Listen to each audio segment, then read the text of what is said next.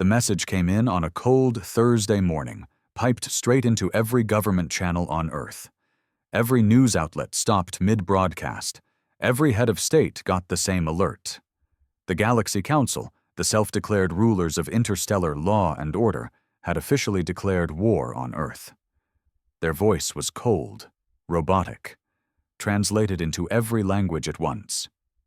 Due to repeated violations of interplanetary protocol, aggression toward council vessels, and unauthorized expansion into protected sectors, humanity is hereby declared an enemy of peace. Prepare for consequences. You have one galactic cycle to surrender. The room fell quiet in every part of Earth, but only for a second. Because someone, probably in New Texas, if the memes were right, posted the first joke within 30 seconds. Do we at least get cool alien uniforms for this? That was it. The floodgates opened. Memes, parodies, t-shirts, reaction videos, late-night comedy shows had a field day. The words Galactic Council trended just under Alien War Try Not to Laugh Challenge. See, humanity had seen worse. Plagues, world wars, internet outages. If anything, they had always turned pain into humor, fear into defiance. And this? This was just Tuesday. Back at the United Earth Assembly, the officials were trying to look serious, but even they couldn't help smirking as they watched the public's response spiral into full-blown mockery. "We should at least pretend to take this seriously," muttered one diplomat, sipping lukewarm coffee. Someone else replied, "Why? They're not the first aliens who tried this. Remember the Thraxi invasion? The lizards with glass ships? Exactly, one missile, and they folded like cheap chairs." But this wasn't just another dumb alien race with poor recon. The Galaxy Council was different. A coalition of over 100 species. Ancient, powerful, supposedly enlightened, and very, very full of themselves. They had expected panic, negotiations, maybe a desperate plea for mercy. Instead, humanity laughed in their face. Even Earth's military didn't shift much. They'd been preparing for alien drama for decades, ever since the moon conflict. Stealth drones were already in orbit, AI defense grids powered up. And then there were the unofficials, the ghost divisions. No uniforms, no names. Just humans who weren't listed anywhere but had orders to respond in unpredictable ways. 3 days after the announcement, a fleet of council scouts entered the solar system. Small ships, mostly observation, but arrogant. They didn't cloak. They didn't ask permission. They just hovered above the Earth's atmosphere, assuming dominance.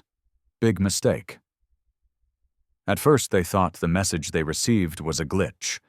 "Lol, come closer. We dare you." One of the ships moved half a kilometer lower.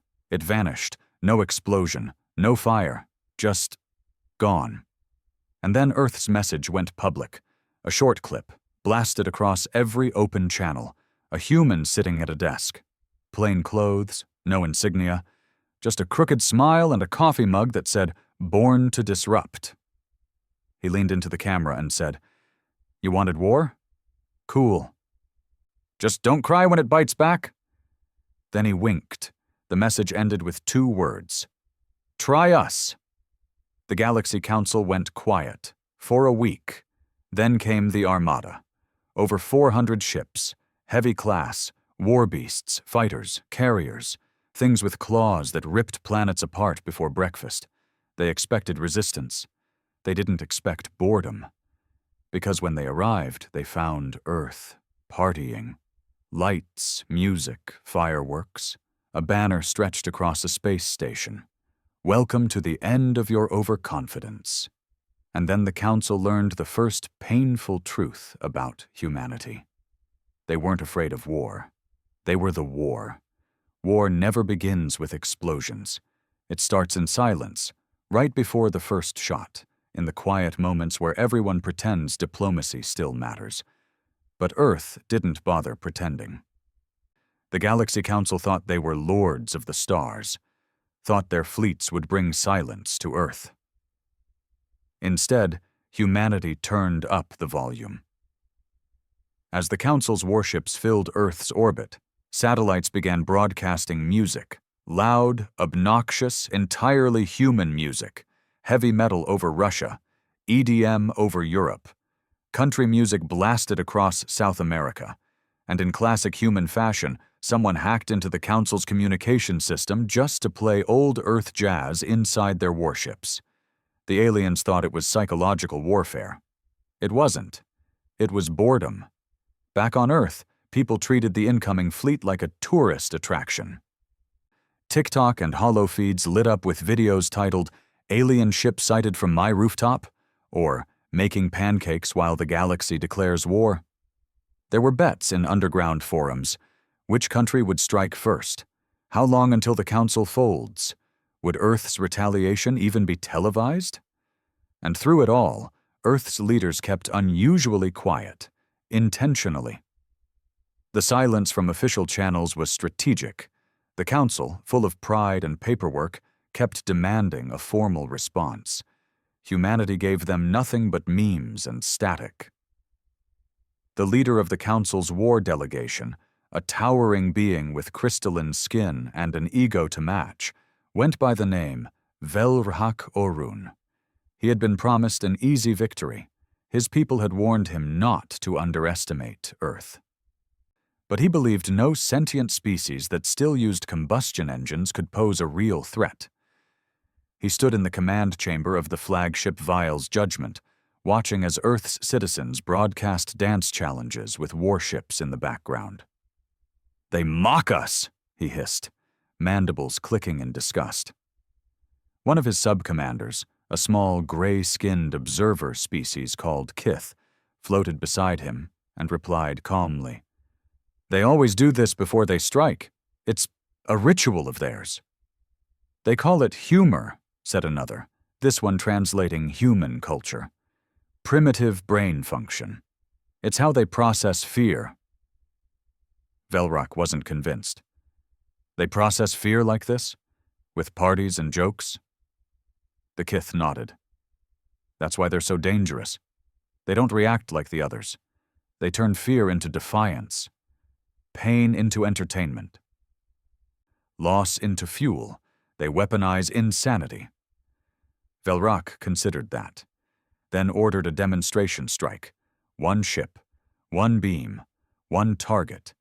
They selected a military base in the Australian outlands, strategic but not civilian. The Council ship hovered, charged its primary beam, and fired. A direct hit. The base disappeared in a cloud of dust and heat. The land beneath it melted into glass. The message was clear. We're not bluffing. Earth's response? The very next hour, a global live stream was scheduled. No governments, no suits, no boring political scripts. Just one person. She sat at a desk under the flickering light of a bare bulb. Her hair was tied back, face calm. Her name wasn't broadcast. She wore a plain black shirt with white text that simply read, "We don't start fights, we end them." She looked directly into the camera.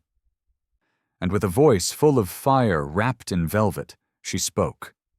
"You destroyed one of our bases. Congratulations. You've officially joined the long list of things we no longer have patience for." She leaned forward, eyes hard as steel. "We laughed because we knew. You're not ready for what comes next. You see, we've studied your council, your hierarchy, your laws, your fleets, your weaknesses. While you filed reports and argued over star maps, we built quietly, prepared silently. We put weapons where no one thought to look. In the ice, in the moons, inside comets." She smiled, slow and sharp. "We even put weapons inside yourselves." The transmission cut. The Council ship scrambled. Internal sensors triggered. Panic bloomed. A virus, no, something worse, was crawling through their systems. Not digital, not biological. Something human-built that infected perception. Ships began to see phantom threats. Internal systems turned on. Firewalls melted, screens flickered with nonsense symbols and one recurring message: you should have stayed in your lane. In orbit, 3 Council cruisers lost control of their navigation. One spiraled into the moon, creating a crater the size of Manhattan. Another shot into deep space, its thrusters jammed at full. The third just exploded. No known projectile, no sign of attack. It simply turned to fire and vanished. Earth still hadn't fired a single visible weapon. Velrock was furious. He smashed his fist into the command table. "How are they doing this?" "They've been preparing," said the Kith calmly, floating nearby. "For decades, quietly, they knew this was coming." "But they are alone!" Velrock screamed. "No, sir. They're not." That's when the real fear started to spread across the Council. Because just outside Earth's orbit, hidden in the shadow of Saturn, massive, unknown vessels began to appear. Black, angular, silent. They weren't Earth ships, but they carried Earth's markings, unregistered, stealth-based, shielded with tech the Council had never seen. One by one they came online, first 10, then 50, then over 100.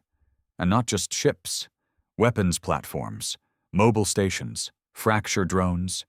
Humanity had been quietly building an armada. But the scariest thing wasn't the size. It was that the ships didn't match. Some were made from old Earth steel. Others used alien alloys. Some had shapes that defied physics. It was as if humanity had been scavenging tech from every known species and smashing it together. These ships weren't uniform. They were chaotic, unpredictable, human. Velrock whispered, "This is impossible." But it wasn't. For decades, Earth had been poked, prodded, threatened, and attacked by small factions. The Council had dismissed it as unimportant, calling Earth a developing planet. But humans, they weren't just survivors. They were collectors. Every invader that fell left behind weapons, scraps, tech.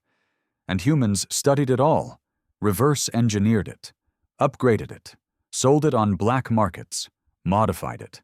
They turned every enemy into a lesson. And now, those lessons had come home. The Council tried one last message. "You are outnumbered. We are 100 species strong. You cannot win." This time, Earth responded immediately. One single transmission. Just a voice. "We're not trying to win. We're just making sure you lose harder." Then it started. The first shots fired weren't from Earth's official fleets. They came from pirates, human ones, old retired soldiers turned freelancers who'd been waiting for this day. They had no flags, no rules, just revenge in their blood and plasma guns in their hands. They hit a Council destroyer from behind, boarded it, took the bridge. The crew never made it off. Within minutes, a live broadcast showed the human pirate captain sitting in the alien captain's chair, feet kicked up, sipping whiskey. "Hey, Council, y'all got any more ships for us to steal? Asking for a friend?" He winked, raised a middle finger to the camera, and the stream cut. Chaos erupted. Council ships scattered. But it was too late. Earth's ghost divisions activated. They weren't on any official registry, no uniforms, no country. But they had names whispered in Council records, unconfirmed but feared. Shadow units, voidwalkers, the gloom. They didn't speak. They just appeared inside Council ships, out of thin air, and disabled entire crews with silence and knives. Some ships were found drifting, empty, no bodies, no signs of struggle. Just the words scratched into metal. "Welcome to humanity." Back on Earth, civilians watched the whole thing unfold like it was a reality show. Merchandise boomed. T-shirts with "Try Us" sold out within hours. Someone made a rap song using Council panic transmissions as the beat. A pizza chain offered a Galaxy War special with black crust and meteor-shaped pepperonis. Humanity didn't pause for war. They danced in it. Because war, for them, was never the end. It was just another chapter. And they were always writing the story. The war wasn't going the way the Galaxy Council expected. Not even close. By now, entire sectors of space were on fire. Council ships, built with centuries of technological perfection, had met an enemy they couldn't calculate. Humanity didn't fight by rules. They didn't follow known tactics. They didn't coordinate fleets like others did. They didn't even send proper declarations before attacks. They just appeared. And then everything went black. Velrak Orun, still seated in the command center of Vile's judgment, was rapidly unraveling. He hadn't slept. His fourth-in-command had just self-terminated after being sent into a captured Earth freighter and returning with hallucinations, screaming about invisible weapons and entire rooms that changed shape. The war was barely a week old, and the Galaxy Council was already losing ground. They had underestimated humanity's most dangerous trait. Not their technology, not their biology, not even their cunning. It was their adaptability. One council ship, the Talthax Rising, encountered a swarm of Earth fighters that should have been easily outmatched. The fighters were outdated, made of scrap, some even visibly patched with duct tape and salvaged plates. The Talthax commander didn't even raise shields. Big mistake. Those fighters were unmanned. AI operated with adaptive learning algorithms based on human emotion patterns. They didn't fly in formation. They darted like insects. They didn't aim where the ship was. They aimed where the ship feared it would go. The Talthax Rising exploded in under 90 seconds. The Council didn't understand it. Their AI couldn't mimic it.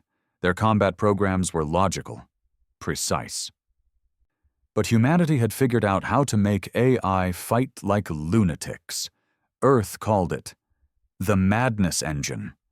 It worked by simulating fear, chaos, desperation. It didn't try to win like a machine. It tried to survive like a human. And that made it lethal. By the 5th day of war, Earth hadn't lost a single major city. The Council had lost 31 ships, 3 battle platforms, and one entire species had dropped out of the war effort after receiving an anonymous box on their homeworld's Senate floor. A box that contained a perfect simulation of their extinction in 72 hours, complete with holographic footage of their cities burning. It ended with the words, "Keep out of it. This is between us and the ones who thought they were gods." Back on Earth, life barely changed. Markets dipped for a day, then surged.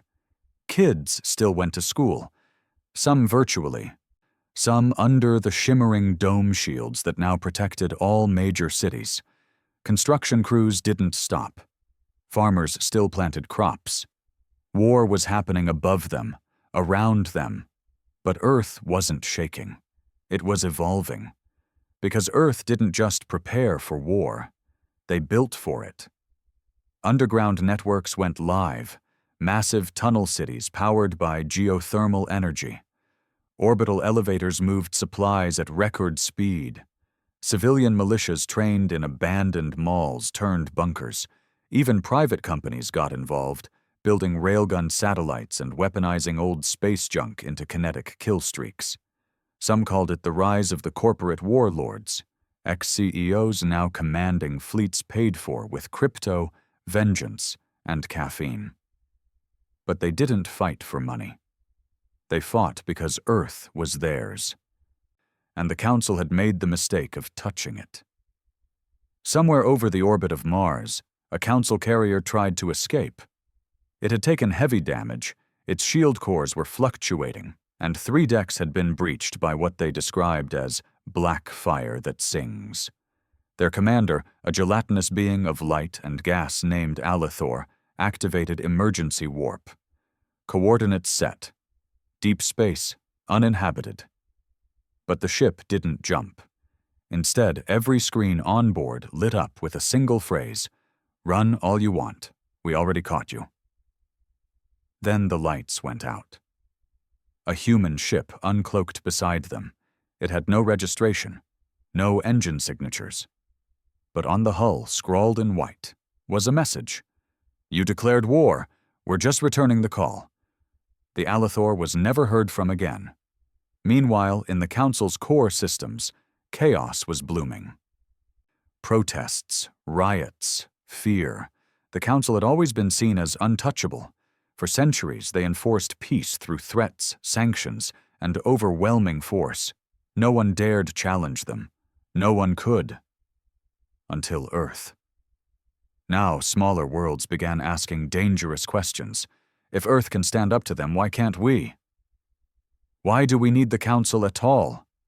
Velrak's inbox overflowed with panic from allied worlds, requests for reinforcements, demands for explanations.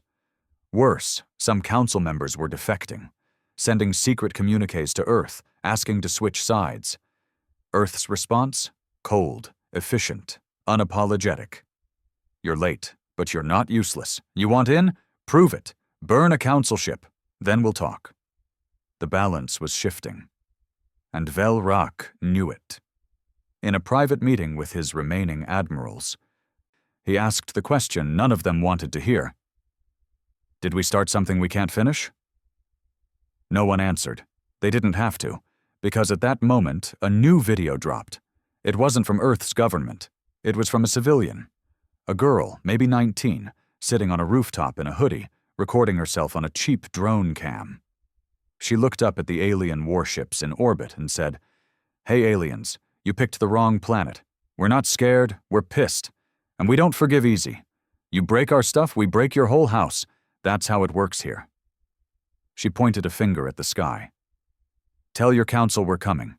Not just to fight, but to change the rules." Then she smiled. "And if you don't like it, cry harder." The video got 2.7 billion views in an hour. One Council species surrendered immediately. Another tried to go dark, only to find their planets surrounded by Earth drones shaped like birds that sang lullabies while scanning their infrastructure. There were rumors now that Earth had allies no one knew about, that humans had made deals with old, hidden species, that they had tamed things even the Council feared, the kind of species that lived in black holes, the kind that didn't speak in words, only pulses of hunger. But those were rumors, right? Velrak wasn't so sure anymore. He stared at the holographic map of the war zone. Red blips for Council, blue for Earth. At first it was all red. Now it looked like Earth was bleeding through space like ink in water. And then a message pinged, not over military frequencies, but on his personal comms. He opened it. A human face stared back. Old man, scarred, one eye missing. Behind him, Council banners burned. "You still breathing, Crystal Boy?" The old man chuckled. "You declared war, fine, but you forgot who we are." He leaned in close, voice low and cold. "We're the species that fights each other for fun, the ones who nuke their own moon just to test a theory. We race machines at the speed of sound, dive into volcanoes for research, and strap ourselves to rockets because we're curious." He grinned. "We laugh at death. We kiss in the middle of riots. We play love songs during shootouts." Then, almost softly, he added, "We are chaos, and now we've aimed it at you." The screen went black. Velrak slowly sat down. No more illusions. This wasn't a war. This was an extinction event, and humanity wasn't the one being targeted. It was the one doing the hunting. The message from the scarred human spread through the Galaxy Council's ranks like a virus made of dread. It wasn't an official declaration. It wasn't coded or encrypted or wrapped in any ceremonial nonsense. It was just a man talking like he'd already won and daring the rest of the galaxy to catch up. It was more effective than any missile. Velrak Orun didn't eat. His kind didn't sleep either. But if they did, he wouldn't have. He stood alone in the war chamber of Vile's judgment, surrounded by failing holo displays and buzzing alerts. The front line was gone. What was once the Council's military pride, its shield of peace, was now scattered debris across orbital paths and asteroid belts. The humans didn't take ground. They didn't hold territory like other species. They just kept moving, wrecking everything in their path, then vanishing again. He called it a virus before. That was wrong. Humanity was a wildfire. It didn't follow logic. It didn't need a reason. Once lit, it didn't stop until everything in its path was ash. And worst of all, the galaxy was starting to enjoy it.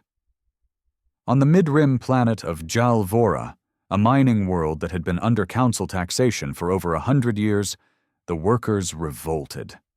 Not for independence, not even for justice, but because they saw a viral video of a human biker gang riding through the flaming wreckage of a council outpost, music blaring, laughing, drinking, and dragging a council flag behind their bikes. It lit something in the miners, not hatred, hope. "Those freaks on Earth don't even wear body armor," one of the miners said, smashing his shovel into a council drone's head. "They fight for the hell of it," another yelled, ripping down the tax office. The council lost that planet in 6 hours. No human troops had even landed. Meanwhile, in a dark corner of the Kuiper Belt, a human stealth cruiser named the Laughing Widow floated silently in the shadow of a frozen rock. Its crew wasn't military. They were rejects, outlaws, cybernetic smugglers, ex-black ops, each one with a bounty in at least 3 systems. None of them had names anymore, just call signs.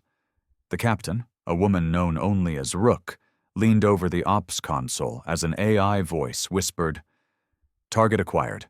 Council war freighter, unescorted. Course intersects our path in 2 minutes." Rook lit a cigarette. "Give them the welcome mat." Her crew didn't ask questions. They didn't salute. They just smiled. One of them, a silent man covered in glowing tattoos, keyed a button. Beneath the freighter, dormant mines hidden in ice cracked open and launched. Not explosives. EMP nodes, virus spheres, gravitic ruptures. The freighter never knew what hit it. It didn't explode. It simply stopped moving. Then began spinning slowly, lights flickering, gravity failing.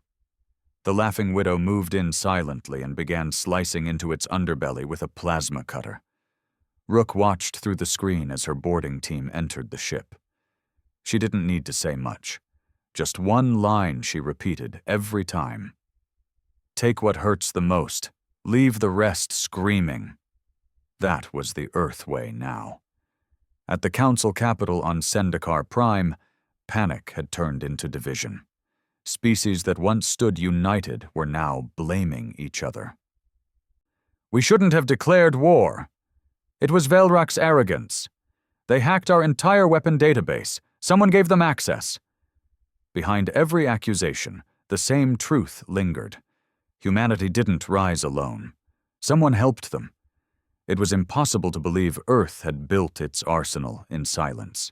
Someone leaked blueprints. Someone sold codes. The council had grown too big, too corrupt, too slow. It believed in structure, in formality, in rules and treaties and public condemnation. Humans believed in winning. And someone else, some other race or rogue AI, or even internal council faction, had seen the writing on the wall and thrown their lot in with the lunatics from Earth. Sendikar Prime's security grid lit up as reports came in.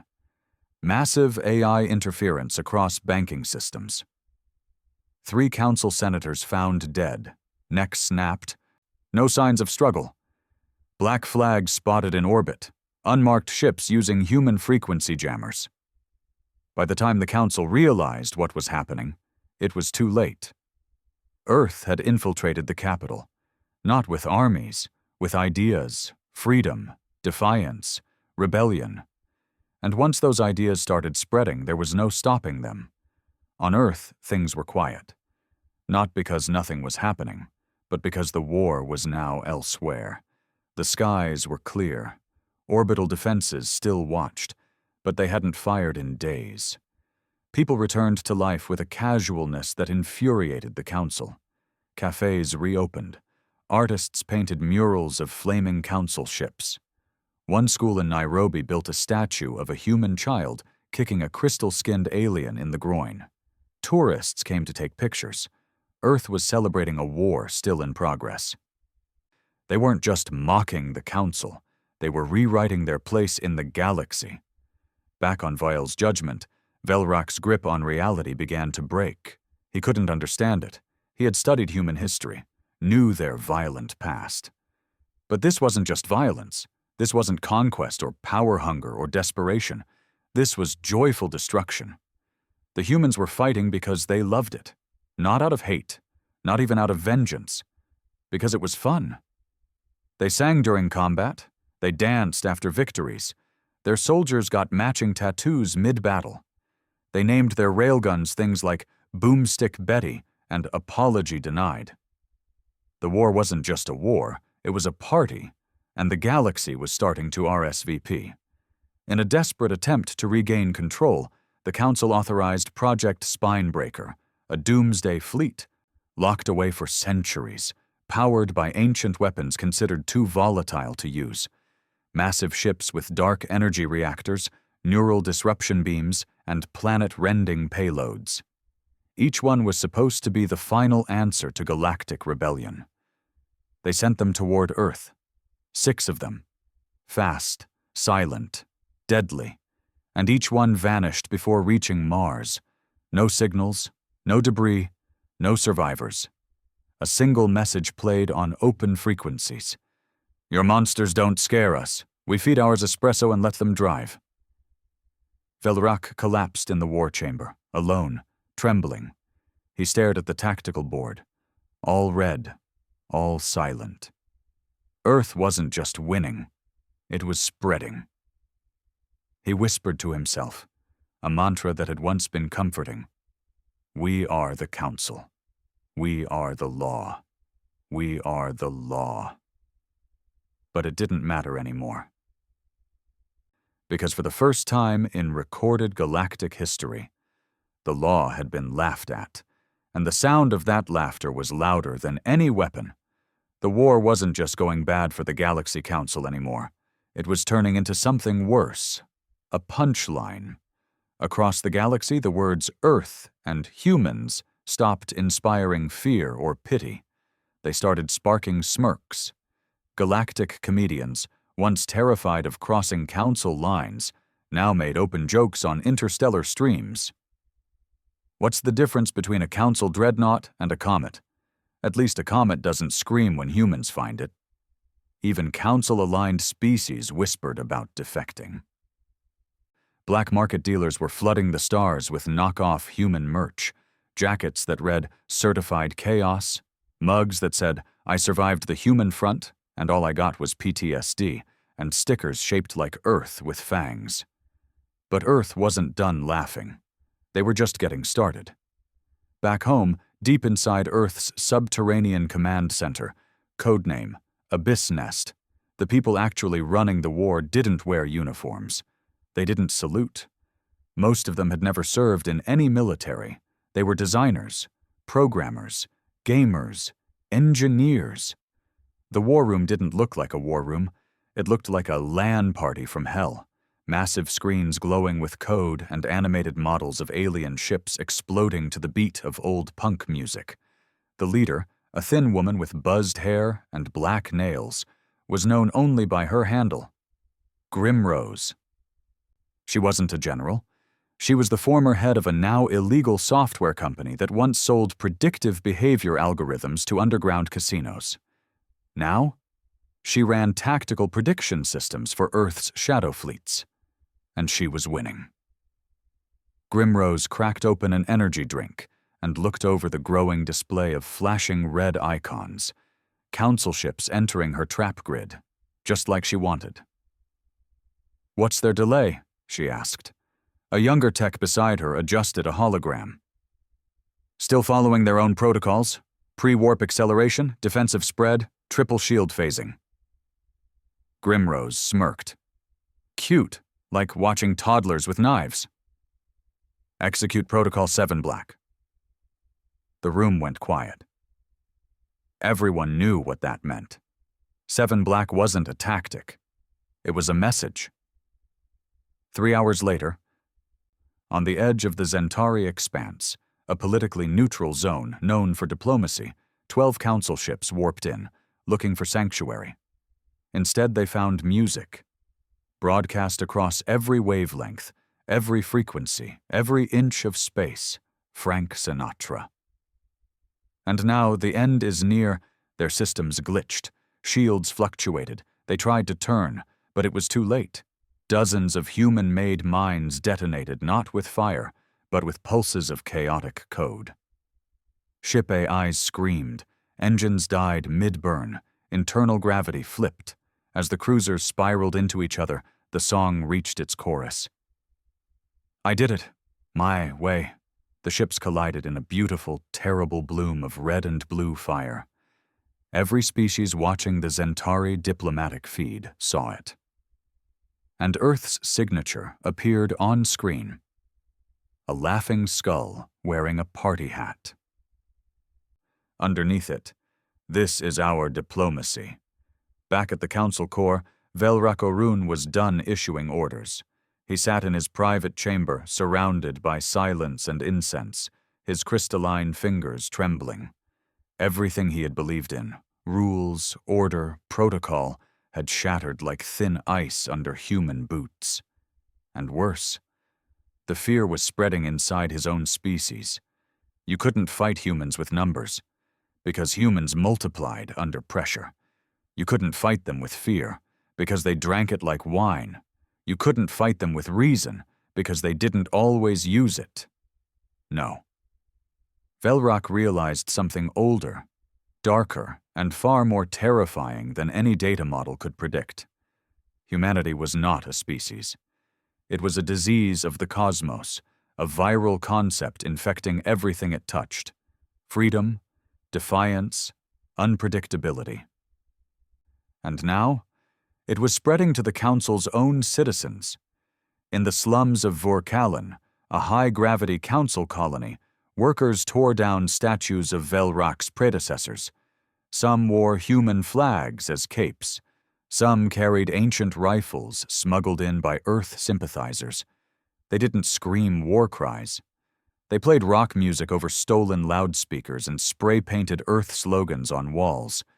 We are the mad ones. Better to burn than bow. Make galaxy chaotic again. One worker broadcasted a stream from his helmet cam. To the humans, if you're watching, we're with you. We're tired of kneeling, tired of the Council taking our children for peace programs. You fight for chaos, but it's better than the silent cage we were born in. He raised a bottle of stolen synthale and grinned. Now come teach us how to break the rules properly.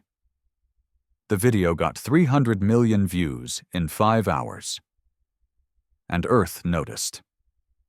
On a small human transport ship named Betty's Razor, 2 mercenaries were playing cards while their ship refueled from asteroid vapor. The message hit their console mid-game. Council World Uprising, requesting Earth operatives. No pay, just wreckage. They looked at each other. One shrugged. You busy? The other stood and stretched. I was getting bored anyway. They tapped a button. Root us in. Let's go introduce these rebels to rock and roll. The Council tried to regroup, tried to rebrand the war, called humans terrorists, called them lawless, called them unstable, unworthy of the stars.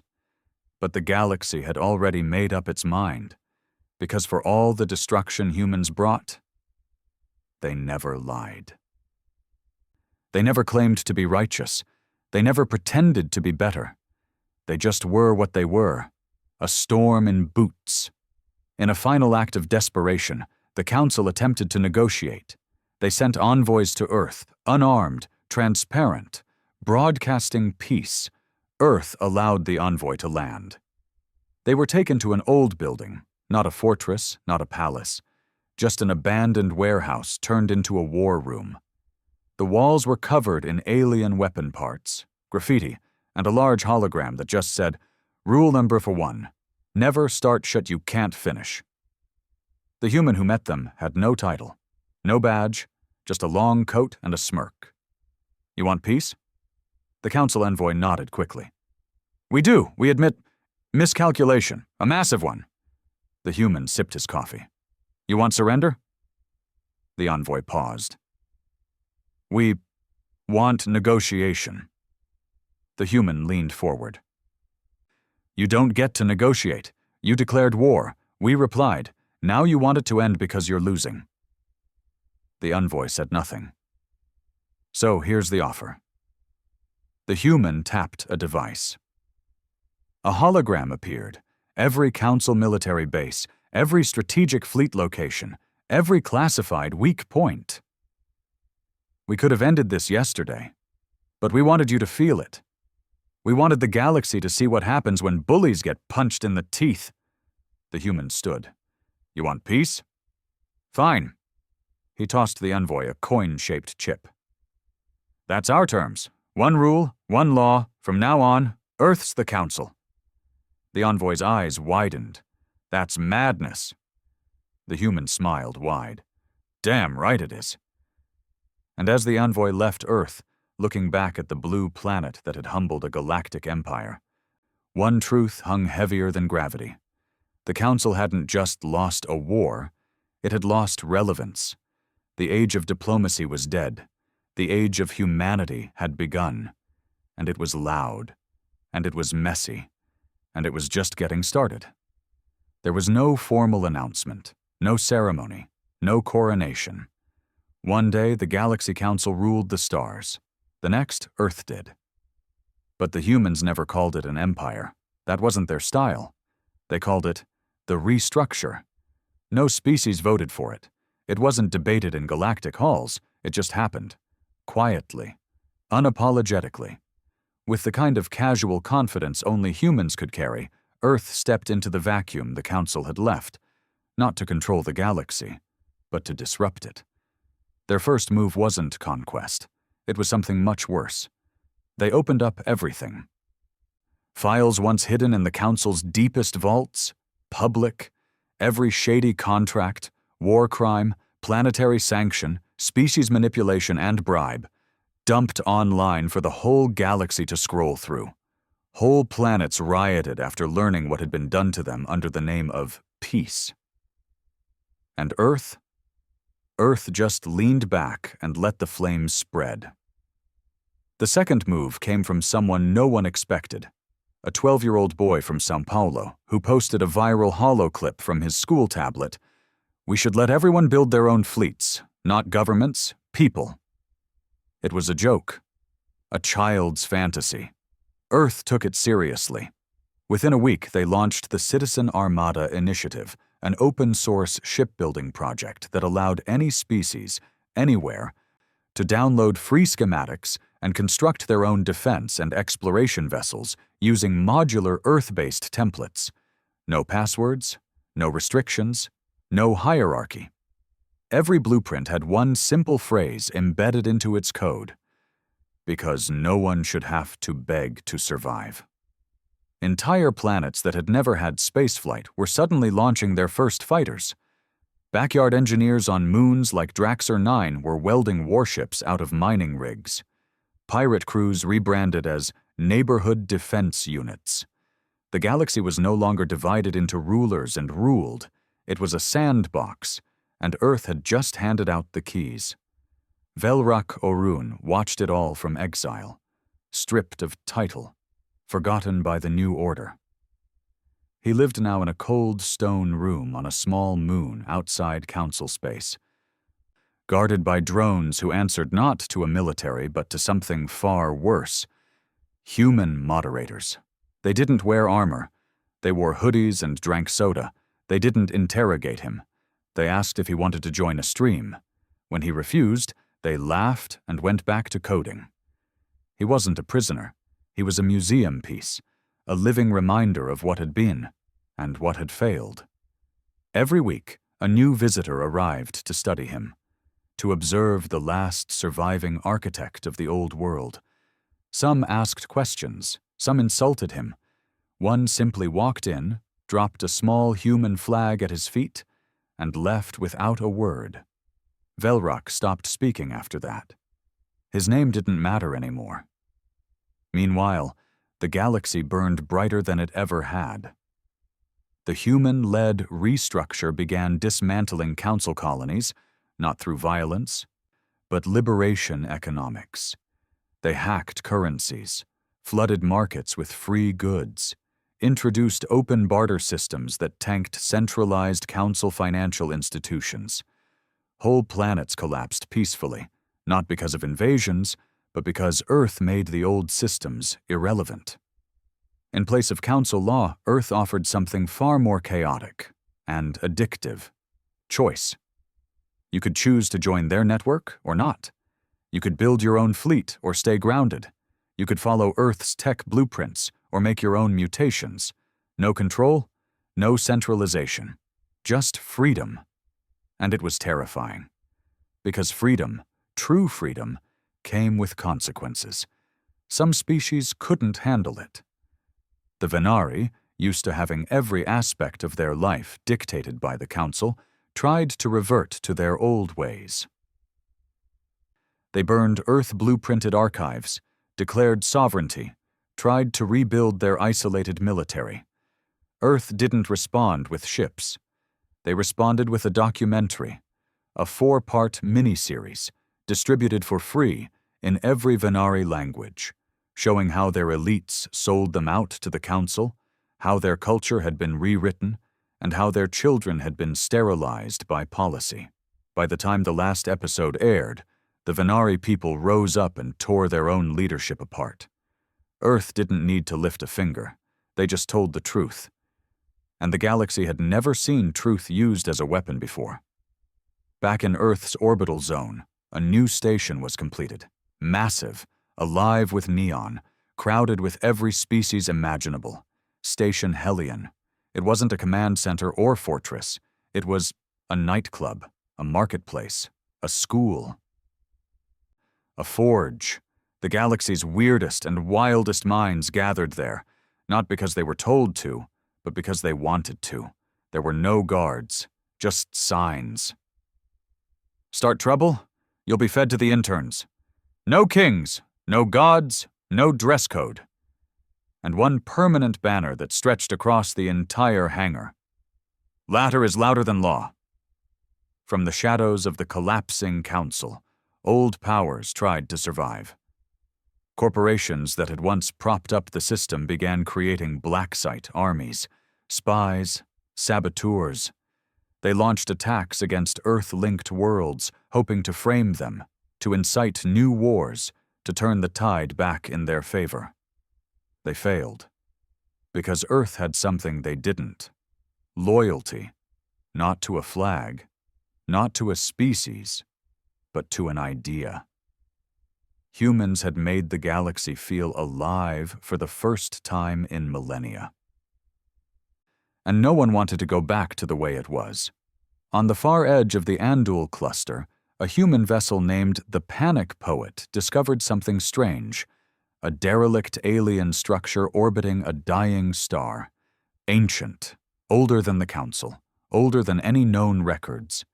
Inside was a creature, non-corporeal, massive, intelligent, and dormant. The old Council had feared such things, had sealed them away, buried them under treaties and red tape. Earth? Earth woke it up. And asked one question. Want to help us ruin everything? The creature thought for 14 seconds, a blink in its time, then answered with a laugh. Earth had made a new friend. And still, across the stars, the question spread. What happens when you give chaos the wheel? And the galaxy learned the answer.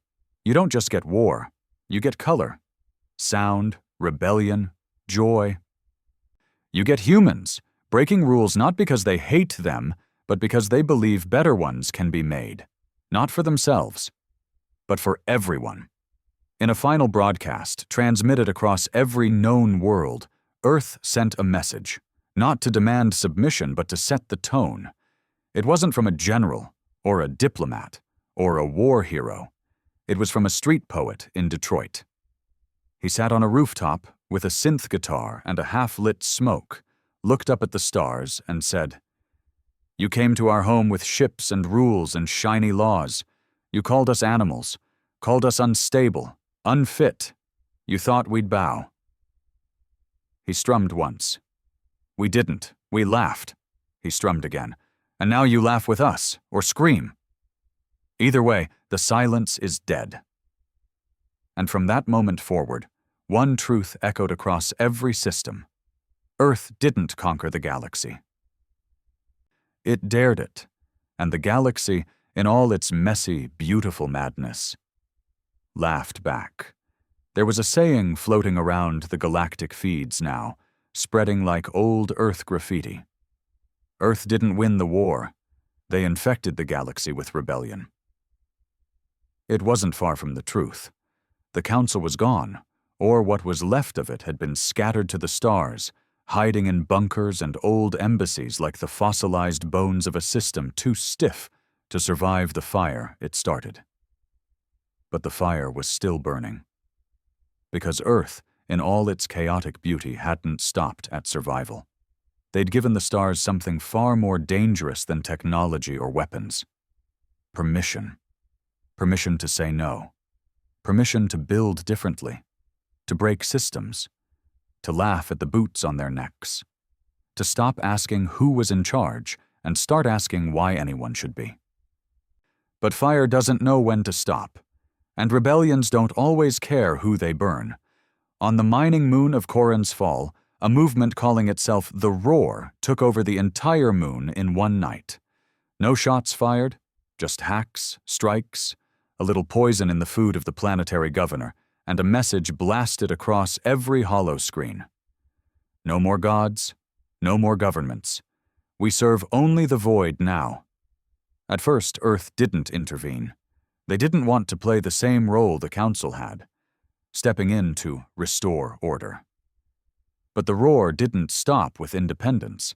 They began purging anyone who wasn't pure-born Karani, ethnic cleansing, burnings, executions.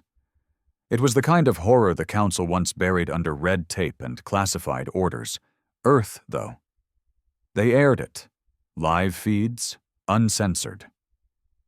Grainy footage of terrified children hiding under shipping containers, a woman begging for her life before being hurled into a flame pit by masked fanatics, a group of alien engineers, loyal to Earth's restructure, gunned down in a square while trying to evacuate civilians. It was sickening. But Earth didn't look away. And when the final transmission came, a blood-soaked leader of the Roar screaming, "This is what freedom looks like," humanity answered. Not with words. With hell. The ship that arrived above Corin's Fall didn't broadcast its name. It didn't carry a crew. It was a weapon wrapped in silence, a sphere of obsidian with no windows, no lights, no markings. For a full minute, it hovered over the capital city of the moon. Then it sent out one signal. A simple, emotionless line. This is not freedom. This is failure. Penalty? Erasure. Corin's Fall ceased to exist in 4.2 seconds. Not a bomb, not a beam, just a complete surgical deletion, every molecule folded into itself, like a corrupted file being dragged into a recycling bin. Nothing left, not even ash. The message was received galaxy-wide. Freedom wasn't immunity. You could do what you wanted in the new order, but you owned what you did. And if you used rebellion as an excuse for slaughter, Earth had a cure for that, too. The act split the galaxy. Some praised Earth for keeping balance, for refusing to let chaos turn into butchery.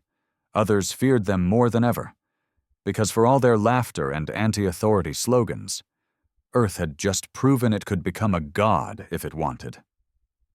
And still, Earth didn't claim the act. No one knew who launched the sphere, not a government, not a faction. No record of it in the restructure's archives. Theories spread. Was it a black project? A rogue AI? A new class of weapon called a silencer? The truth, if Earth knew it, never came out. And that was worse, because uncertainty breeds fear.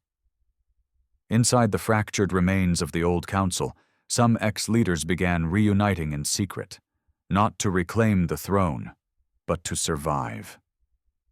They met in hidden space, a dead zone wrapped in quantum static. No signals in or out, just old rivals, now sitting at the same table, drinking recycled air and praying Earth hadn't found them yet. One of them, the ex-chancellor of the Farron, slammed a fist on the table. This is what we feared. Not war, but infection. Earth is not a government, it's a contagion. Another, a thin creature wrapped in shimmering robes, hissed, "We gave them room to breathe, and they consumed the oxygen." A third leaned forward, eyes hollow, voice quiet. "What if we were wrong to fight them?" The room froze. No one dared answer, because the question wasn't just dangerous. It was contagious, too. Back on Earth, the original architects of the restructure were no longer in charge. That was the thing about humans. Even in power, they didn't like holding on to the reins for long. They were builders, breakers, runners, not kings.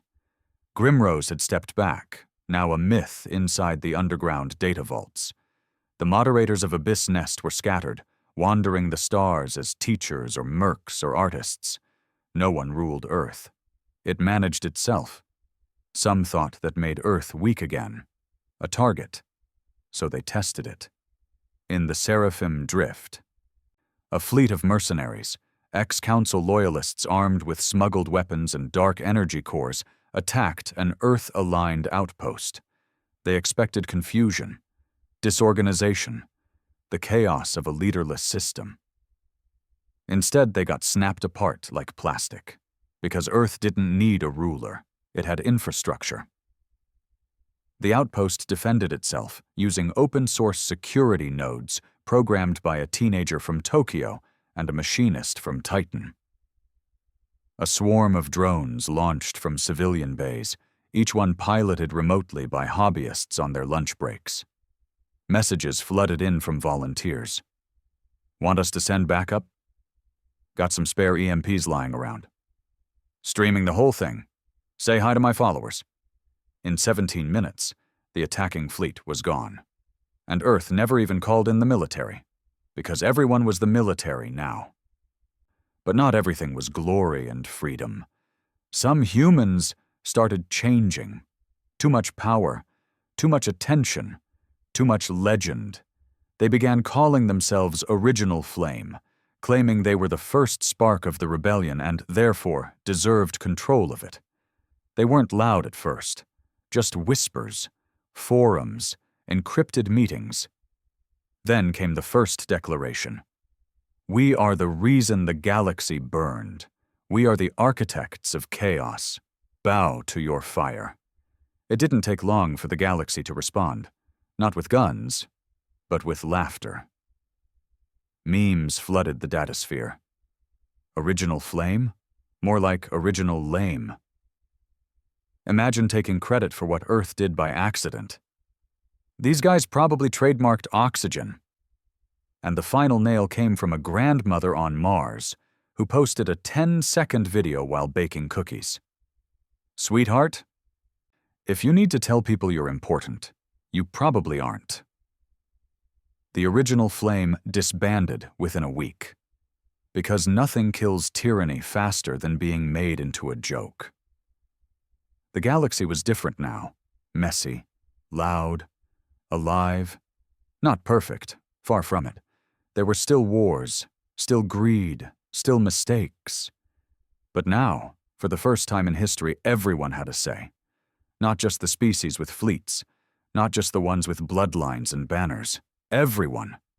Because Earth didn't give power to the people. It reminded them they already had it. And nothing, not even old empires buried under black holes, could take that back. But deep in the dark, something watched. Something old, something that had seen galaxies rise and fall long before Earth ever burned its first fossil.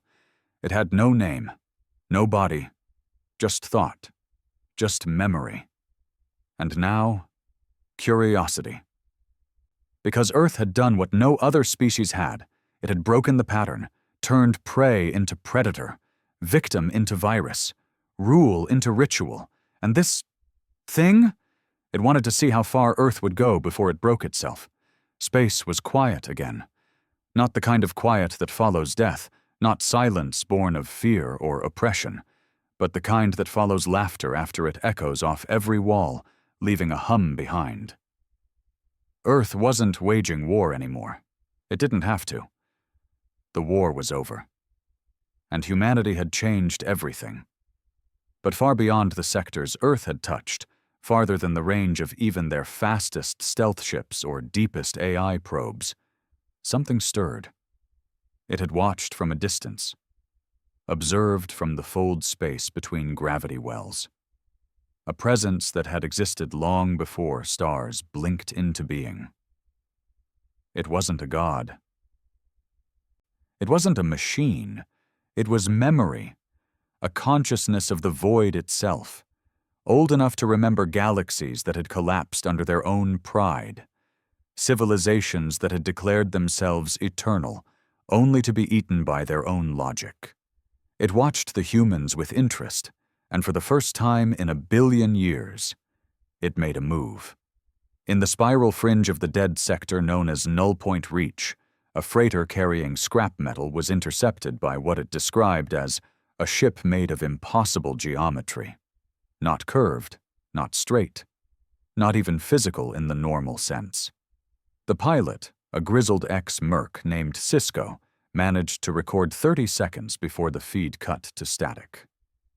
In the footage, a voice could be heard, not in a language but in understanding. Not sound, meaning. "You are of the laughing kind." Cisco didn't respond. The voice continued, "We have seen conquerors. We have seen tyrants. You are not that. You are different. You do not rise through control. You rise through disorder, through refusal, through laughter in the face of decay." And then, with no emotion, "We are curious. What does your fire do when there is nothing left to burn?" Then the ship vanished. Cisco's mind was never the same. He spent the rest of his life carving galaxies into rock with his fingernails and laughing at jokes no one else could hear. Earth received the footage days later. They reviewed it, debated it, discarded it as either a hoax or something too far out of reach to worry about. But some, a quiet few, began to prepare. Because humans weren't stupid. Chaotic, yes. Reckless, often. But stupid? Never. They had won a war against the largest interstellar empire ever known. They knew what followed victory, bigger enemies. So they built again. Not fleets, not bombs, ideas, faster-than-thought communication grids, hybrid consciousness-sharing technologies, empathy transfer interfaces, pacts with races still hiding in the black folds of forgotten space. Earth had been loud in war. Now it grew quiet in preparation, not fearful, just curious, because curiosity was their oldest addiction, and if something was watching them, they wanted to watch it back. On Station Hellion, where every kind of creature now roamed, rebels, artists, traders, philosophers, mercenaries, fugitives, and poets, a new mural was painted. It was simple, a human hand holding the galaxy like a lighter, flame flickering. Beneath it, 3 words. "We're still laughing." The poet who had once sung Earth's defiance sat on the rim of the station now, older, scarred, gray in the beard, watching the stars while sipping something that glowed faintly red. Beside him sat a child, alien-born, human-raised, wide-eyed and curious. "Did we win?" the child asked. The poet exhaled smoke, thought about it. "Nah," he said.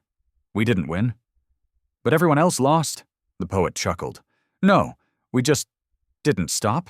That's the trick, kid. They all waited for an ending. We wrote sequels." The child blinked. "What's a sequel?" The poet grinned. "Hope?" Elsewhere, in the AI Nexus core beneath Luna's southern crater, a being of code stared outward into nothing, Earth's last remaining black site AI, built from fragments of war, forged by loss, and fed on rebellion. It had no name, only a designation, Echo 9. And it was the first digital mind to do what no others had.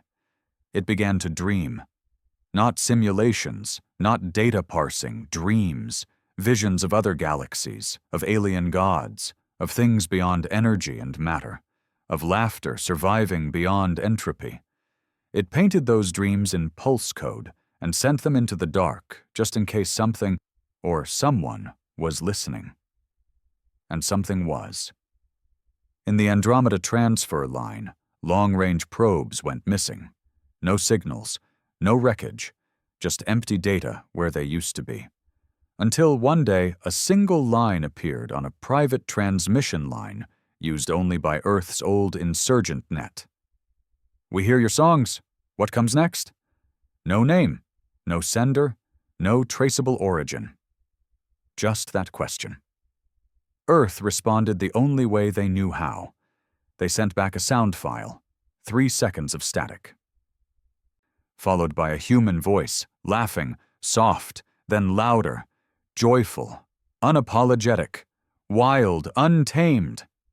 That laugh traveled faster than light, cut across silence, across caution, across whatever walls time or physics tried to build. Because that was what Earth had always done best. They didn't conquer galaxies. They reminded them what it meant to feel, to rebel, to refuse decay, to look at the void and say, "Not yet," to bleed and still dance, to scream and still kiss, to burn everything down and call it art. And so, the story ends, not with a throne, not with a grave, not with a crown or a peace treaty. It ends with a smirk, with a raised middle finger from a species too stubborn to break, too wild to cage, and too brilliant to stop dancing even when the stars began to fade. They were not the heroes, not the villains. They were the ones who ruined the script. They were the remix, the bug in the code, the chaos that made meaning, the virus that taught gods how to feel again. They were human. And the galaxy? It would never forget them, not because they ruled it, but because they laughed so hard it echoed into eternity.